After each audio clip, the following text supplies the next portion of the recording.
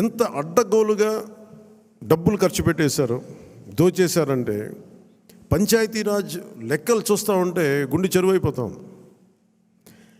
200 కోట్లు కనీసం పే చేయలేని పరిస్థితుల్లో ఒక 40 కోట్లు పే చేస్తే చాలా పెద్ద ప్రాజెక్టులు అయిపోతాయి.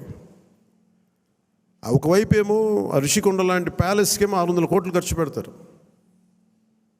అది వాళ్ళ కోసం కట్టుకున్నారా, గెస్ట్ హౌస్లకి, అది వాళ్ళ కథ. అది కానీ ఎప్పుడు ఏది ఖర్చు పెట్టాలి, ఎంత ఖర్చు పెట్టాలి అనే విఘ్నత లేదో వీళ్ళందరికీ అనిపించింది.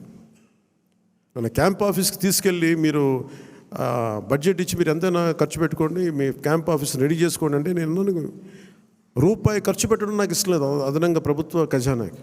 అది ప్రజల సొమ్ముని మనకి అకారణంగా దాన్ని ఖర్చు పెట్టేయడం కానీ దాన్ని దుర్వినియోగం చేయడం నాకు నచ్చక. అసలు ఏం వద్దు, ఉన్న ఫర్నిచర్ అలాగే ఉంచి ఏం చేయొద్దు. దాన్ని అవసరమైతే నేను చెప్తానులేండి, నేను చెప్తాను.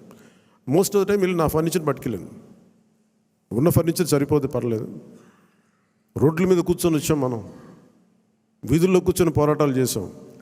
కూర్చొని చిన్నపాటి కుర్చీ ఉంటే చాలు, మళ్ళీ దానికి ఇంత సౌకర్యాలు అవసరం లేదు మాకని చెప్పాను.